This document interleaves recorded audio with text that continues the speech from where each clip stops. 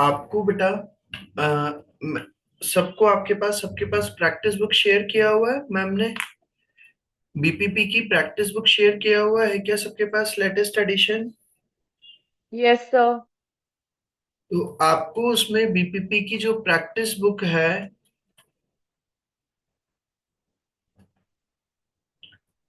उस practice book का chapter number 1, 2, 3 और 4, 1, 2, 3 और 4, एक सेकंड में देख के बता देता हूँ।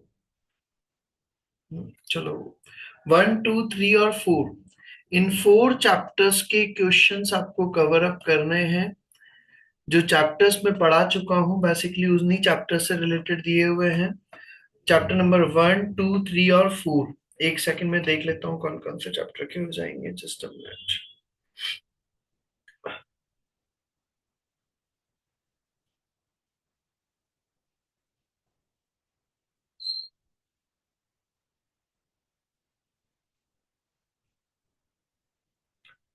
1, 2, 3 और 4 और 6, 6 वाला है इन्वेंटरी से रिलेटेड। ये 5 चैप्टर्स हैं, इसके प्रैक्टिस बुक के जो भी क्वेश्चंस हैं इनको कवर अप करिएगा। आज फ्राइडे है आपके पास, आज और कल का टाइम है, संडे का भी है। मंडे को मैं इन 5 चैप्टर्स से रिलेटेड इन क्वेश्चंस में जो भी डाउट्स होंगे वो डाउट्स में डिस्कस करूंगा मंडे को। तो ये आपका सबका वर्क है। तो क्या आपको जो अभी तक के हमने चैप्टर्स पढ़ चुके हैं उन चैप्टर से रिलेटेड प्रैक्टिस बुक में चैप्टर नंबर 1, 2, 3, 4 और 6, इन 5 चैप्टर्स के आपको क्वेश्चंस कवर अप करने हैं। Is it clear to everyone? Sir आपने अभी 6 चैप्टर करवाया नहीं है। 6 चैप्टर बेटा ये उसके अकॉर्डिंगली मत चला, वर्क बुक में जो सीरियल नंबर होता है और प्रैक्टिस बुक में जो सीरियल नंबर है वो अलग अलग है। Okay sir. Practice work book में जो अपना है चैप्टर नंबर 7 है, वो प्रैक्टिस बुक में चैप्टर नंबर 6 दे रखा है। तो वो क्या हो रहे हैं, प्रैक्टिस बुक में ऊपर नीचे है, वर्क बुक में ऊपर नीचे, तो आपको वो उस अकॉर्डिंगली मैं जैसे जैसे बता रहा हूँ वैसे कवर करना रहेगा। ठीक है। Yes sir. तो चैप्टर नंबर 1, 2, 3, 4 और 6 जो अभी तक का मैं पढ़ा चुका हूँ, ये चैप्टर्स के आपको क्वेश्चंस कवर अप करने हैं। And now today we are going to start chapter number 10, accrual and prepayments. सब बीच में इसका जो चैप्टर है 8 और 9, टेंजिबल नॉन करंट असेट्स और इनटेंजिबल नॉन करंट असेट्स, वो थोड़ा सा लेंथी चैप्टर है, बड़ा चैप्टर है। तो वो चैप्टर मैं अभी स्टार्ट नहीं कर रहा हूँ क्योंकि अभी बीच में ना दिवाली वगैरह की वजह से हो सकता है फिर बीच में डिस्टर्ब हो जाए तो वो अधूरा रहेगा चैप्टर, तो इसलिए अभी हम थोड़ा सा छोटा चैप्टर ले रहे हैं। छोटा नहीं है हालांकि, ये भी बड़ा चैप्टर है, accrual and pre payments. Exam में इसमें से क्वेश्चंस पुट अप होते हैं। इस चैप्टर में से किस तरह के क्वेश्चंस आते हैं, इस चैप्टर को स्टार्ट करने से पहले हम इस चैप्टर की थोड़ी सी थ्योरी कवर अप कर लेते हैं। उस थ्योरी के अंदर क्या क्या दिया है तो वो चीजें हम इसके अंदर रीड आउट करते हैं। बेसिकली ये जो हमारा चैप्टर दिया है चैप्टर नंबर 10, उसके अंदर सबसे पहली चीज हमारे 4 पॉइंट्स कवर अप किए हुए हैं। अक्रूवल्स, अक्रूवल्स मतलब आउटस्टैंडिंग एक्सपेंसेस। अक्रूवल्स एक्सपेंसेस बोल दें या आउटस्टैंडिंग एक्सपेंसेस बोल दें, मीनिंग सेम है। और इसका मीनिंग क्या होता है ये मैंने आपको वैसे स्टार्टिंग में भी पढ़ा चुका हूँ। It means those expenses which are incurred और विच हैव बिकम ड्यू। भाई ये मैं आपको थ्योरी पढ़ा रहा हूँ अभी, फिर हम उसके बाद में वर्क बुक में रीड आउट करना स्टार्ट करेंगे। अभी जो मैंने मेरे अपने नोट्स वगैरह जहां पर रिक्वायरमेंट होती है मैं आपको बोल चुका हूँ, वहां पर मैं पहले अपनी लैंग्वेज में आपको समझा दूंगा, उसके बाद में फिर हम उसको वर्क बुक में रीड आउट करेंगे। तो अक्रूवल एक्सपेंसेस का या हम बोलते हैं आउटस्टैंडिंग एक्सपेंसेस, ऐसे एक्सपेंसेस जो ड्यू हो गए हैं, इंकर्ड हो गए हैं, और which have become due but not paid till the end of accounting year, लेकिन जिनका अकाउंटिंग ईयर एंड होने तक पेमेंट नहीं किया है, तो उन एक्सपेंसेस को हम कहते हैं अक्रूवल एक्सपेंसेस या आउटस्टैंडिंग एक्सपेंसेस। फॉर एग्जाम्पल मान लो मेरा ईयर चलता है 2021-22, 1 अप्रैल 2021 से लेकर 31 मार्च 22 तक। अब इन this year March 2022 rent expenses become due, rent March month का जो रेंट था वो ड्यू हो गया है, बट अभी तक ईयर एंड होने तक मैंने उसका पेमेंट नहीं किया, then rent expenses of March month will be known as outstanding expenses. तो हमारा जो मार्च मंथ का रेंट है उसको हम क्या कहेंगे, outstanding expenses. And outstanding expenses will be the part of current year expenses. हमने पढ़ा था एक मैचिंग कॉन्सेप्ट, जिस ईयर की इनकम है उसी ईयर के हम एक्सपेंसेस लेते हैं, डजेंट मैटर आपके सारे एक्सपेंसेस कैश में हुए या नहीं हुए, बट हम वो सारे एक्सपेंसेस को लेते हैं। The outstanding expenses will be the part of current year expenses, so it will be shown in the current year expenses. वो करंट ईयर से रिलेटेड है, रिलेटेड रिलेटेड किससे, करंट ईयर से, तो हम इसको करंट ईयर के एक्सपेंसेस के अंदर शो करेंगे। At year end for outstanding expenses entry क्या बनेगी सर हमारी, अगर हम आउटस्टैंडिंग एक्सपेंसेस की अगर एंट्री बनाए तो एंट्री हमारी बनेगी डेबिट एक्सपेंसेस अकाउंट और credit outstanding expenses account. Sir ये एंट्री कैसे बनी बेटा, खर्चा बढ़ रहा है तो एक्सपेंसेस को मैंने बताया था आप लोगों का, एक्सपेंसेस बढ़ते हैं तो क्या करते हैं हम, डेबिट करते हैं। और आउटस्टैंडिंग एक्सपेंसेस क्या है, हमारी लाइबिलिटी, मुझे अमाउंट पे करना है, अभी तक किया नहीं है, तो वो मेरी लाइबिलिटी, और लाइबिलिटी जब इंक्रीज होती है तो हम उसको क्या करते हैं, क्रेडिट करते हैं। तो डेबिट एक्सपेंसेस अकाउंट और credit outstanding expenses account. Sir इसका फाइनल अकाउंट्स में, फाइनेंशियल स्टेटमेंट्स के अंदर क्या ट्रीटमेंट होगा, amount of outstanding expenses will be added to the related expenses in the statement of PNL. जो आउटस्टैंडिंग एक्सपेंसेस का amount होता है उसको उससे रिलेटेड एक्सपेंसेस के अंदर हम क्या करते हैं, ऐड किया जाता है। फॉर एग्जाम्पल मान लो मैंने करंट ईयर के अंदर रेंट 11 मंथ का पे किया है 33,000, 1 मंथ का रेंट अभी भी क्या चल रहा है मेरा, आउटस्टैंडिंग चल रहा है 3,000, तो मैं वो 3,000 को क्या कर दूंगा, ऐड कर दूंगा, और टोटल अमाउंट कितना शो करूंगा पीएनएल के अंदर, 36,000। सर ये 3,000 कैसे निकला, 33,000 मैंने रेंट पे करा है 11 मंथ का, तो 33,000 डिवाइडेड बाय 11, तो 1 मंथ का कितना हो जाएगा, 3,000 पर मंथ। ये फर्स्ट पॉइंट क्लियर है सभी को, फर्स्ट पॉइंट क्लियर है, is it clear to everyone, accrual expenses या आउटस्टैंडिंग एक्सपेंसेस। Yes sir. चलिए, तो मैंने फाइनल अकाउंट्स के अंदर उसको बोला तो क्या, आउटस्टैंडिंग एक्सपेंसेस को सबसे पहली चीज तो हम क्या कर देंगे, उससे रिलेटेड एक्सपेंसेस में ऐड करते हैं, और उसके अलावा हम अगर इसको बात करें और कहां पर शो करते हैं, तो बैलेंस शीट के अंदर, एसओएफपी के अंदर भी इसको शो किया जाता है, कहां पर, लाइबिलिटी साइड के अंदर, करंट लाइबिलिटीज के अंदर। In SOFP balance sheet amount of outstanding expenses only will be shown in the liability side में, और लाइबिलिटी साइड में भी कहां पर, under current liabilities. Second point आता है हमारा प्रीपेड एक्सपेंसेस या prepayments. Prepaid expenses just opposite of outstanding expenses. Outstanding expenses के अंदर जो लिखा हुआ उसका अपोजिट क्या होगा, prepaid expenses. It means those expenses which have not become due, जो अभी तक ड्यू नहीं हुए, जैसे आप मोबाइल में रिचार्ज कराते हैं, प्रीपेड रिचार्ज, ड्यू नहीं होता उसके पहले रिचार्ज कराते हो फिर इसको यूज करते हैं। It means those expenses which have not become due or which are not incurred in the current year, जो करंट ईयर के अंदर इंकर नहीं हुए हैं बट पेड इन एडवांस, लेकिन उनका एडवांस में पेमेंट कर दिया है। फॉर एग्जांपल अगर मैं बात करूं इन 2021-22, जिसके अंदर मैंने क्या करा, रेंट जो था वो अप्रैल मंथ का, नेक्स्ट अप्रैल मंथ का भी रेंट मैंने अप्रैल और मई का क्या कर दिया, 22 का, also paid in the month of March 22। मेरा ईयर एंड कब हो रहा है, मार्च में, और मैंने अगले साल का अप्रैल और मई का रेंट भी अभी ही पे कर दिया, तो so rent of this 2 month known as prepaid expenses. इसको हम प्रीपेड एक्सपेंसेस या प्री पेमेंट कुछ भी बोल सकते हैं, और एडवांस में मैंने पेमेंट करा तो वो मेरे लिए क्या होगी, असेट होगी, क्योंकि वो मुझे फ्यूचर में इकोनॉमिक बेनिफिट प्रोवाइड करेगी।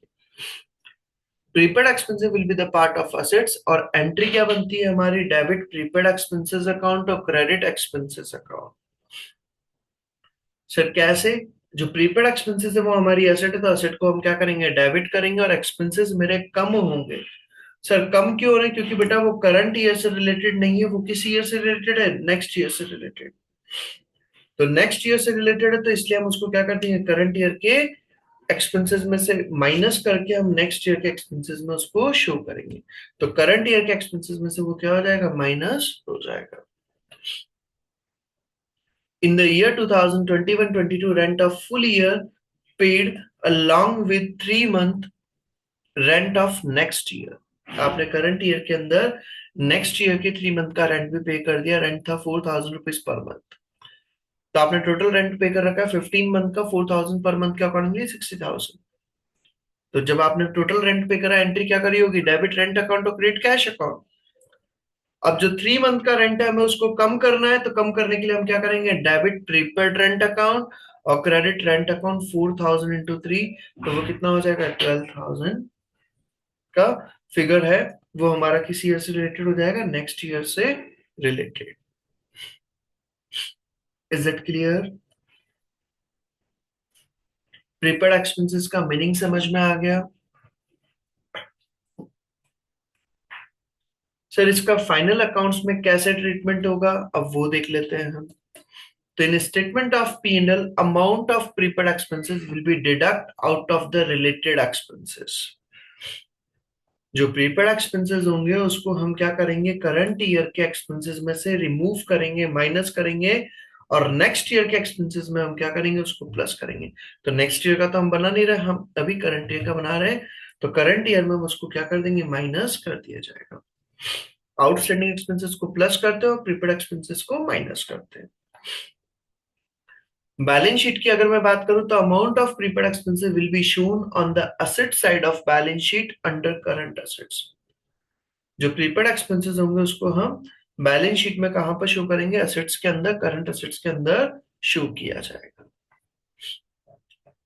ये मेरे 2 पॉइंट्स हो गए, आउटस्टैंडिंग एक्सपेंसेस और प्रीपेड एक्सपेंसेस। थर्ड आता है हमारा पॉइंट, अक्रूड इनकम या आउटस्टैंडिंग इनकम। ये सारे पॉइंट्स मैं बता रहा हूं ताकि मुझे अभी जब चैप्टर पढ़ाऊंगा तो वहां पर बार बार नहीं समझाना पड़ेगा। ये सारे पॉइंट्स आप कॉपी के अंदर नोट डाउन कर लेना, मैं अभी आपको पीडीएफ शेयर कर दूंगा बेटा। तो अक्रूड इनकम या outstanding income, it means those income which is earn in the current year, जो आपने करंट ईयर के अंदर अर्न कर लिया है, और services related to income have been provided, या उससे रिलेटेड आप सर्विसेज वगैरह प्रोवाइड कर चुके हो, but amount has not received in the current year, लेकिन अभी तक आपको अमाउंट नहीं मिला।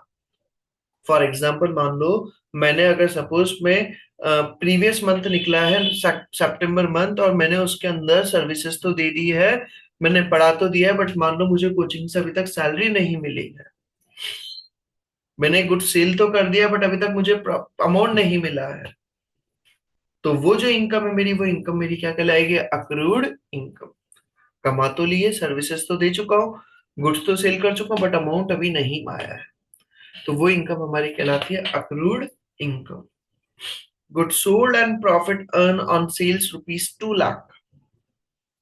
आपने गुड सेल किया और उसको प्रॉफिट अर्न किया 2 लाख का, but amount of sales not received, then also income of ₹2 lakh will be consider as accrued income. Sir entry क्या बनती है, डेबिट अक्रूड इनकम अकाउंट और क्रेडिट इनकम अकाउंट। इसको अक्रूड इनकम बोलते हैं, आउटस्टैंडिंग इनकम बोलते हैं, बात एक ही है। डेबिट अक्रूड इनकम अकाउंट और credit income account. Sir accrued income को हम क्या करेंगे, डेबिट करेंगे। क्यों? क्योंकि अक्रूड इनकम हमारे लिए क्या है, एसेट है, तो एसेट को हम क्या करते हैं, डेबिट करते हैं। और इनकम मेरी बढ़ रही है, इनकम जब बढ़ती है तो उसको हम क्या करते हैं, क्रेडिट करते हैं। तो एंट्री बन जाएगी डेबिट अक्रूड इनकम अकाउंट और क्रेडिट इनकम अकाउंट। और अक्रूड इनकम हमारी क्या होती है, बैलेंस शीट में कहां पर जाएगी, करंट असेट्स के अंदर आ जाएगी। तो इसका फाइनेंशियल स्टेटमेंट्स के अंदर ट्रीटमेंट क्या होगा, in statement of P&L amount of accrued income will be added to the related income. उससे रिलेटेड इनकम के अंदर हमने जो पैसा अर्न कर लिया है, अभी तक रिसीव नहीं हुआ है, उस अमाउंट को भी हम क्या कर देंगे, ऐड करके शो करेंगे। फॉर एग्जाम्पल मान लो मुझे अभी तक करंट ईयर के अंदर कमीशन रिसीव हुआ है 5,000, अक्रूड इनकम है 1,000, तो मैं उसको ऐड करके शो करूंगा, अमाउंट कितना, 6,000। और ये जो 1,000 रुपीज का अमाउंट है मेरी अक्रूड इनकम, इसको हम और कहां पर शो करेंगे, बैलेंस शीट के अंदर, करंट असेट्स के अंदर। ये मेरा थर्ड पॉइंट हो गया।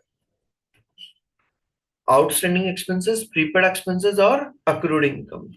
Now, fourth point is unearned income or deferred income or income received in advance. क्या क्या वर्ड दिया है? अनर्ड इनकम बोल दें, या डेफर्ड इनकम, या income received in advance. Sir ये क्या होती है? It means those income which is not earn in the current year. मतलब आप उससे रिलेटेड अभी तक ना तो आपने गुड सेल करा है, ना सर्विसेज वगैरह दी, और लेकिन आपको पेमेंट एडवांस में मिल गया.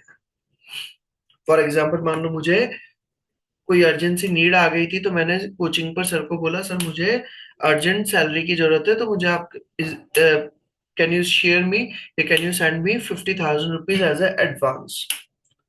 तो अगले महीने की सैलरी का मैंने एडवांस में पेमेंट ले लिया अभी तक, जबकि मैंने सर्विसेज नहीं दी है. तो उस अमाउंट को हम कहते हैं income received in advance. It means those income which is not earn in the current year और services of that income not provided but amount received in advance known as unearned income. For example, in 2021-22 interest of April and May also received. Current year के अंदर हमें अगले साल का भी interest मिल गया है, तो उसको हम कहेंगे अनर्ड इनकम. और अनर्ड इनकम क्या होती है? लाइबिलिटी का पार्ट होता है, क्योंकि उससे रिलेटेड अभी तक आपने सर्विसेज नहीं दिया है. एंट्री क्या बनेगी? डेबिट इनकम अकाउंट और credit honoured income account. Income account को हम क्या करेंगे? डेबिट करेंगे. डेबिट क्यों सर? क्योंकि हमें इनकम को रिड्यूस करना है, क्योंकि वो करंट ईयर से रिलेटेड नहीं है, वो किससे रिलेटेड है? नेक्स्ट ईयर से रिलेटेड. तो डेबिट इनकम अकाउंट और क्रेडिट अनर्न इनकम अकाउंट. और अनर्न इनकम क्या है? हमारी लाइबिलिटी. लाइबिलिटी बढ़ानी है तो वो क्रेडिट हो जाएगा, because this income is related to the next year, so we have to reduce current year income.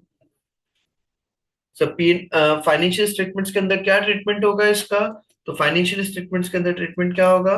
Statement of PNL के अंदर amount of unearned income will be less, मतलब deduct to the related income. उस related income में से हम minus करेंगे और balance sheet में कहां पर शो करेंगे? करंट लाइबिलिटीज के अंदर. In SOF amount of unearned income will be shown on liability side under current liabilities. यहां तक का पॉइंट क्लियर?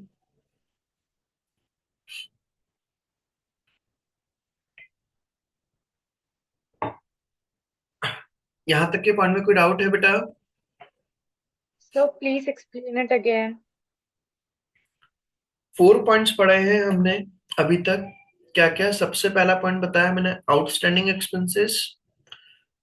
आउटस्टैंडिंग एक्सपेंसेस के अंदर हमारा सबसे पहला ऐसा एक्सपेंसेस जो ड्यू हो गए हैं बट अभी तक जिनका पेमेंट नहीं किया, मीनिंग हो गया. एंट्री क्या बनेगी? डेबिट एक्सपेंसेस अकाउंट और credit outstanding expenses account. Financial statements के अंदर क्या ट्रीटमेंट होगा? उसको स्टेटमेंट ऑफ पीएनएल के अंदर उससे रिलेटेड एक्सपेंसेस में ऐड करेंगे और बैलेंस शीट के अंदर उसको कहां पर शो करेंगे? As a liability under current liability show करेंगे. First point outstanding expenses. Second point हमारा आया था प्रीपेड एक्सपेंसेस. ऐसे एक्सपेंसेस जो ड्यू नहीं हुए हैं बट जिनका एडवांस में पेमेंट कर दिया जाता है.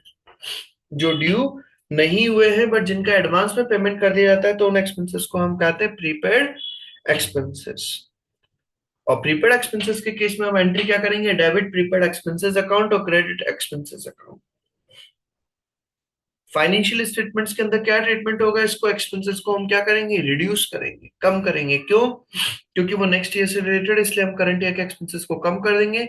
और बैलेंस शीट के अंदर हम उसको कहां पर शो करेंगे? एसेट साइड के अंदर शो करेंगे.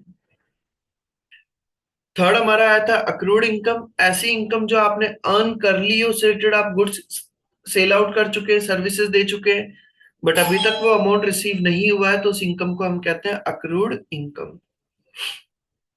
एंट्री क्या बनेगी? डेबिट अक्रूड इनकम अकाउंट और credit income account. Statement of PNL में उसका क्या ट्रीटमेंट होगा? स्टेटमेंट ऑफ पीएनएल के अंदर इनकम साइड में उससे रिलेटेड इनकम में हम उसको क्या करेंगे? ऐड करेंगे, क्योंकि वो करंट ईयर से रिलेटेड इनकम है. और बैलेंस शीट में एसओएफपी के अंदर क्या होगा? उसको हम कहां पर शो करेंगे? एसेट साइड के अंदर शो किया जाएगा. Third point. फोर्थ पॉइंट हमारा आया था अनअर्न्ड इनकम या इनकम रिसीव्ड इन एडवांस या डेफर्ड इनकम.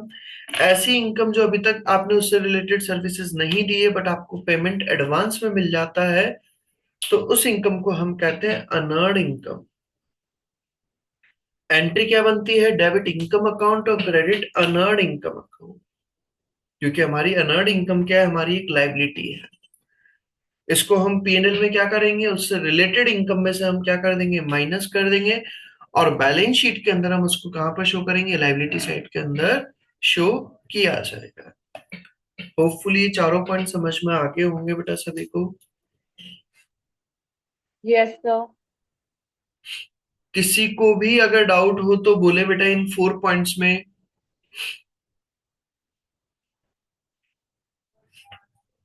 नहीं, तो ये पॉइंट मैंने बता दिया पूरा, उसी चीज को मैंने यहाँ पे लिखा हुआ। आउटस्टैंडिंग एक्सपेंसेस के केस में क्या होता है, कौन सी चीज ऐड होती है, कौन सी चीज लेस होती है। अब फिर एक और पॉइंट आता है सर, आपका मान लो 2019 का अगर आउटस्टैंडिंग एक्सपेंसेस था, तो वो नेक्स्ट ईयर में फॉरवर्ड होगा नहीं होगा? इस ईयर का क्लोजिंग बैलेंस है तो नेक्स्ट ईयर का ओपनिंग बैलेंस बनेगा नहीं बनेगा? इस ईयर का क्लोजिंग बैलेंस है 2019 के अंदर, आपने आउटस्टैंडिंग एक्सपेंसेस थे तो उसकी एंट्री आपने शो कर दिया डेबिट एक्सपेंसेस अकाउंट और क्रेडिट आउटस्टैंडिंग एक्सपेंसेस अकाउंट। अब अगले साल उसको बैलेंस शीट में लेकर अगले साल के बुक्स में आएगा नहीं आएगा वो? क्या जिंदगी भर अगर एक बार आपने आउटस्टैंडिंग कर दिया तो हमेशा लाइफ टाइम आउटस्टैंडिंग ही चलता रहेगा क्या बेटा? नो। तो उसको हमें क्या करना होगा? इस ईयर अगर आउटस्टैंडिंग था तो अगले साल जब ईयर स्टार्ट होगा तो जब भी हम पेमेंट करेंगे तो उसको रिवर्स करना पड़ेगा बेटा। तो यस सर। करंट ईयर के अंदर हमारी एंट्री करी थी debit expenses account and credit outstanding expenses account. तो 2020 के अंदर हमें क्या करना होगा? उसको रिवर्स करना होता है। सर क्यों? क्योंकि लास्ट ईयर का क्लोजिंग था तो इस ईयर का क्या बनेगा? वो ओपनिंग बनेगा। तो फिर हमारी एंट्री बनेगी डेबिट आउटस्टैंडिंग एक्सपेंसेस अकाउंट और credit expenses account. Prepaid expenses था अगर मान लो, तो प्रीपेड एक्सपेंसेस का करंट ईयर में एंट्री करा होगा डेबिट प्रीपेड एक्सपेंसेस अकाउंट और क्रेडिट एक्सपेंसेस अकाउंट। तो जब नेक्स्ट ईयर आएगा और जब उसका एडजस्टमेंट होगा तो फिर एंट्री क्या बना देंगे? डेबिट एक्सपेंसेस अकाउंट और क्रेडिट प्रीपेड एक्सपेंसेस अकाउंट। मतलब कि इन शॉर्ट में कहूं तो करंट ईयर के अंदर जब अगर कोई एक्सपेंसेस है या कोई इनकम है, अगर वो आउटस्टैंडिंग है या प्रीपेड है, तो इस ईयर का जो भी बैलेंस है वो नेक्स्ट ईयर में क्या हो जाता है? रिवर्स हो जाता है। तो क्या लिखा हुआ है इसके अंदर हमारा? रिवर्सल ऑफ आउटस्टैंडिंग एक्सपेंसेस या प्रीपेड एक्सपेंसेस या अक्रूड इनकम या अनर्ड इनकम। बोले बट गुरजोत? सर अगर अगले साल भी हमने आउटस्टैंडिंग रखा तो फिर क्या होगा? तो फिर वापस से हम उसको आउटस्टैंडिंग के फॉर्म में डाल देंगे एक्सपेंसेस अकाउंट। तो अगले साल अगर आउटस्टैंडिंग रहेगा तो वो अगले साल में उस साल का और प्रीवियस ईयर का दोनों मिला करके फिर हम उसको क्या कर देंगे? आउटस्टैंडिंग के फॉर्म में कंटिन्यू कर देंगे। लेकिन एक बार तो हमें ईयर के स्टार्टिंग में रिवर्सल करना जरूरी है। Is it yes clear? Sir.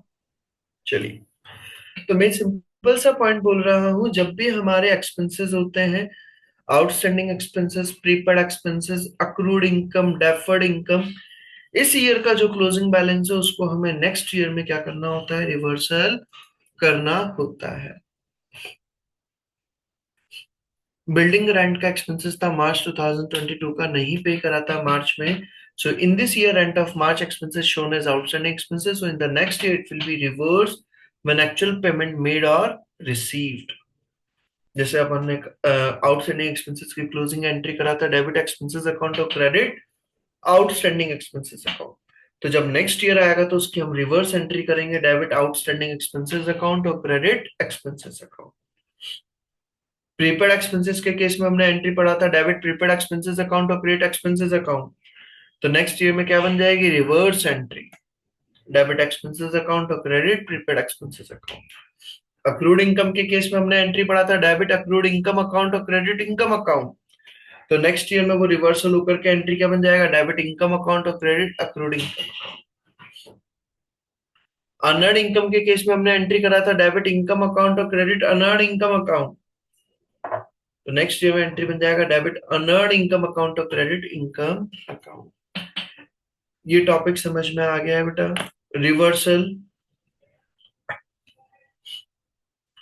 Clear है पॉइंट ये? मतलब कि आपने जो करंट ईयर में यस एंट्री सर। किया उसको जस्ट आपको रिवर्स करना होता है। यहां तक की बात हो गई सर। सर हाँ बोलिए। सर अगर मतलब पेमेंट करी नहीं है तो भी रिवर्स करना जरूरी है? एक बार स्टार्टिंग में हमें रिवर्सल करना जरूरी होता है, क्योंकि फिर अगर आपने पेमेंट नहीं करा है तो वो ऑटोमेटिकली करंट ईयर के एंड में पेमेंट नहीं हुआ होगा, तो फिर वो वापस से क्या हो जाएगा, आउटस्टैंडिंग में आ जाएगा। एक बार का हमें, क्योंकि बेटा आपका अगर क्लोजिंग अगर पड़ा है तो ओपनिंग बनाने के लिए आपको एक बार रिवर्स एंट्री तो करना पड़ेगा ना। Is it clear? Yes sir. तो अभी तक के में मैंने इस चैप्टर के अंदर दो मेन टॉपिक समझा दिए हैं, चारों पॉइंट्स के मीनिंग समझा दिए। Outstanding expenses, prepaid expenses, accrued income और अनअर्न्ड इनकम, उनका मीनिंग क्या होता है, उनकी एंट्री क्या होती है, उनका ट्रीटमेंट क्या होता है। और जब अगर हमारा ओपनिंग बैलेंस अगर होगा तो उसका ओपनिंग के में हमें क्या एंट्री करनी होती है रिवर्सल करके, वो भी मैंने बता दिया। फिर आता है इसी के बाद में हमारा नेक्स्ट टॉपिक, एक्सपेंसेस अकाउंट। आगे का पढ़ा दूं ना बेटा अभी, और है ना कैपेसिटी, ऐसा तो नहीं ना ज्यादा हो जाएगा? आगे का टॉपिक पढ़ा दूं ना बेटा? बोले? Yes sir. चलिए, तो इसी के बाद में फिर हम आगे आते हैं नेक्स्ट टॉपिक पर। अ, हम इसमें एक पॉइंट लेते हैं, नेक्स्ट पॉइंट हमारा आता है एक्सपेंसेस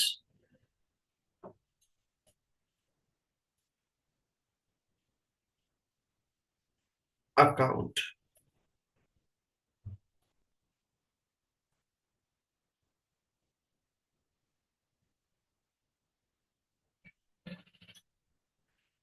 आपको एक्चुअली एग्जाम में कई बार क्वेश्चन के अंदर हम क्वेश्चंस करेंगे, वो मैं अभी आज थ्योरी पार्ट समझा रहा हूँ, कल वाले लेक्चर में जब मैं इसका प्रैक्टिकल पार्ट समझाऊंगा तो वहां पर वो चीज बताऊंगा पूरा। इसलिए आज की जो थ्योरी बता रहा हूँ इसको अच्छे से कवर अप कर लेना। अगर क्वेश्चन के अंदर आपको अगर एक्सपेंसेस से रिलेटेड इंफॉर्मेशन दे रखी है, तो हमारा अगर ओपनिंग बैलेंस दे रखा है और अगर वो क्रेडिट साइड का अगर ओपनिंग बैलेंस है, बैलेंस बीडी, तो इसका मतलब है ये हमारा कौन सा बैलेंस है, आउटस्टैंडिंग एक्सपेंसेस का ओपनिंग बैलेंस। और अगर वो ओपनिंग बैलेंस अगर डेबिट साइड का दे रखा है तो इसका मतलब है बैलेंस बीडी, प्रीपेड एक्सपेंसेस का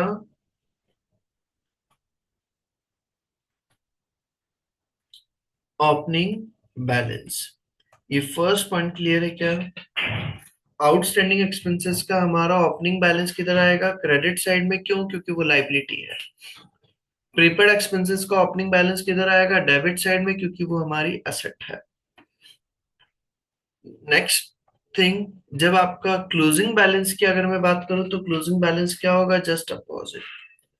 अगर आपका बैलेंस शीट आता है, हम लिखते हैं इसको डेबिट साइड में इक्वल करने के लिए, मतलब कि क्रेडिट बैलेंस कहलाता है, तो इसका मतलब होता है आउटस्टैंडिंग एक्सपेंसेस का क्लोजिंग बैलेंस। आउटस्टैंडिंग एक्सपेंसेस का क्लोजिंग बैलेंस। और अगर आपको प्रीपेड एक्सपेंसेस का क्लोजिंग बैलेंस दे रखा है तो वो हमारा आएगा balance CD prepaid expenses closing balance. यहां तक के चारों पॉइंट्स क्लियर हैं? आउटस्टैंडिंग एक्सपेंसेस का ओपनिंग बैलेंस दे रखा है तो वो क्रेडिट साइड में आएगा, और क्लोजिंग बैलेंस है तो डेबिट साइड में। प्रीपेड एक्सपेंसेस का ओपनिंग बैलेंस है तो डेबिट साइड में, और क्लोजिंग बैलेंस है तो क्रेडिट साइड में। ये पॉइंट याद रखिएगा। एक्सपेंसेस का हम अगर पेमेंट करेंगे, एक्सपेंसेस का हम अगर पेमेंट करेंगे तो हम एंट्री क्या करेंगे, डेबिट एक्सपेंसेस अकाउंट और क्रेडिट कैश अकाउंट। तो वो एक्सपेंसेस का जब भी आप पेमेंट करोगे तो वो किधर आ जाएगा, क्रेडिट डेबिट साइड में, कैश अकाउंट। एक्सपेंसेस पेड, और बाकी का डिफरेंस अमाउंट से हमारा क्या निकलता है, P&L से आपने एक्सपेंसेस का कितना अमाउंट चार्ज किया है। भाई क्या होता है, मान लो सपोज, जैसे मान लो मैं बात करूं, गैस एंड इलेक्ट्रिसिटी, दो खर्चों का एक साथ अमाउंट दे रखा है। अब गैस का तो मेरा ओपनिंग बैलेंस प्रीपेड दे रखा है, और इलेक्ट्रिसिटी का हो सकता है आउटस्टैंडिंग एक्सपेंसेस दे रखा है ओपनिंग बैलेंस। फिर क्लोजिंग बैलेंस किस किस तरह से दे रखा है, मुझे कैश का अमाउंट बता दिया, भाई हमने करंट ईयर के अंदर इतना एक्सपेंसेस पे किया है। तो आपसे वो क्वेश्चन में पुट अप कर सकते हैं, तो कि आपने P&L में कितना अमाउंट चार्ज किया है, या फिर वो P&L वाली फिगर बता देंगे, आपसे पूछ लेंगे कैश में कितना एक्सपेंसेस पे हुआ है। कोई सा भी एक पॉइंट इसमें से पुट अप किया जा सकता है। तो फिर यहां पर आ जाएगा statement of P&L, expenses, right of, out of statement of P&L, वो कितना अमाउंट चार्ज करा है। ये 6 पॉइंट्स है, इन 6 पॉइंट्स में से वो क्या कर देंगे बेटा, कोई भी फिगर को मिसिंग कर देता है, और उस मिसिंग फिगर को हमें फाइंड आउट करना होता है। उस मिसिंग फिगर को हमें क्या करना होगा, फाइंड आउट करना होगा। सर कैसे इस क्वेश्चन को सॉल्व करना रहेगा, मान लो सपोज मैं बात करूं, एक एग्जांपल अगर लूं, rent related information is given, total rent paid $48,000, total आपने रेंट पे करा है $48,000, and prepayments BD, prepayment का बीडी दे रखा है $5,000, और आउटस्टैंडिंग सीडी दे रखा है $4,000। आपसे पूछा है amount to be charge to statement of P&L will be, आप स्टेटमेंट ऑफ P&L के अंदर जो अमाउंट चार्ज करेंगे वो कितना आएगा। हमें रेंट से रिलेटेड इंफॉर्मेशन दे दिया, रेंट पे करा था आपने 48,000। तो यहाँ पर हम अगर रेंट अकाउंट बनाएंगे, तो रेंट अकाउंट के अंदर सबसे पहले रेंट पेड, प्री पेमेंट का ओपनिंग बैलेंस दे रखा है। तो प्री पेमेंट का ओपनिंग बैलेंस है तो किधर आएगा, डेबिट में या क्रेडिट में, डेबिट। डेबिट में आ जाएगा। बीडी कितना बेटा, 5,000। रेंट पेड करा है, किधर लिखेंगे, डेबिट में क्रेडिट में, डेबिट। डेबिट में आ जाएगा। कैश अकाउंट 48,000, और इसके अलावा आउटस्टैंडिंग का सीडी दे रखा है क्लोजिंग बैलेंस, और आउटस्टैंडिंग को किधर लिखते हैं हम, आउटस्टैंडिंग का क्लोजिंग बैलेंस किधर लिखा जाता है, डेबिट में या क्रेडिट साइड में, लिखा हुआ है बेटा ऊपर देखो, आउटस्टैंडिंग एक्सपेंसेस का क्लोजिंग बैलेंस किधर है, डेबिट साइड में लिखते हैं क्या, क्रेडिट साइड का बैलेंस कहलाता है वो। तो सीडी जो कितना दे रखा है, 4,000, और कुछ नहीं दे रखा। आपसे पूछा है P&L में कितना अमाउंट चार्ज होगा, यहाँ पे लिखा है स्टेटमेंट ऑफ P&L और बैलेंसिंग फिगर, जो कितना हो जाएगा, 48 और 5 53, 53 और 4 57,000। वो कुछ भी फिगर्स देख करके मिसिंग फिगर को आपसे फाइंड आउट करवा सकते हैं। ये मेरा पॉइंट हो जाता है कौन सा, expenses account. Is it clear. Sir ये प्री पेमेंट्स भी डेबिट के होता है। प्री पेमेंट्स का ओपनिंग बैलेंस डेबिट रहेगा, क्लोजिंग बैलेंस क्रेडिट में लिखेंगे। ओपनिंग बैलेंस क्योंकि हमारा एंट्री क्या बनेगी बेटा हमारी, भाई आपका असेट है तो असेट है तो हम उसको किधर लिखेंगे, डेबिट साइड में। और क्लोजिंग बैलेंस है अगर हमारा, तो भैया आप एंट्री बनाओगे डेबिट प्रीपेड एक्सपेंसेस अकाउंट और क्रेडिट एक्सपेंसेस अकाउंट। तो इसकी आप अगर लेजर पोस्टिंग भी करो तो एक्सपेंसेस अकाउंट में किधर आएगा? क्रेडिट साइड में आएगा बेटा, प्रीपेड एक्सपेंसेस। Yes sir. वो चीज हमारा, is it clear? Yes sir. तो बेसिकली यहां तक की हमारी बात हो गई है। ये एक्सपेंसेस अकाउंट भी मैंने बता दिया है। ये इस वाले पेज पे एक्चुअली 2-3 बार एक्सपेंसेस अकाउंट बना हुआ है, तो आपको एक बार ही बनाना है। आप जब कॉपी के अंदर लिखेंगे तो रिवर्सल ऑफ आउटस्टैंडिंग एक्सपेंसेस, उसके बाद में एक्सपेंसेस अकाउंट 2-3 बार बना हुआ है। वो मैंने हर बार बच्चों को समझाने के लिए बार बार बना दिया है, तो आपको एक बार ही बनाना है नोट्स के अंदर। कल मेरी क्लास रहेगी, बिल्कुल क्लास रहेगी सेम टाइम पर, ताकि कल हम इस चैप्टर का most probably major part complete करेंगे। कल क्लास है, रेगुलर क्लास है। सैटरडे को क्लास रहेगी। जब भी नहीं होगी तो मैं आपको इन्फॉर्म कर दूंगा। ठीक है बेटा? आज का यहाँ तक का आप कंप्लीट करिएगा, इसको प्रॉपर नोट डाउन कर लीजिएगा, बाकी का हम कल करते हैं, फिर वर्कबुक से उसको रीड आउट करेंगे। ओके बेटा, bye bye, thank you everyone. Thank thank you you sir. Sir. Welcome बेटा।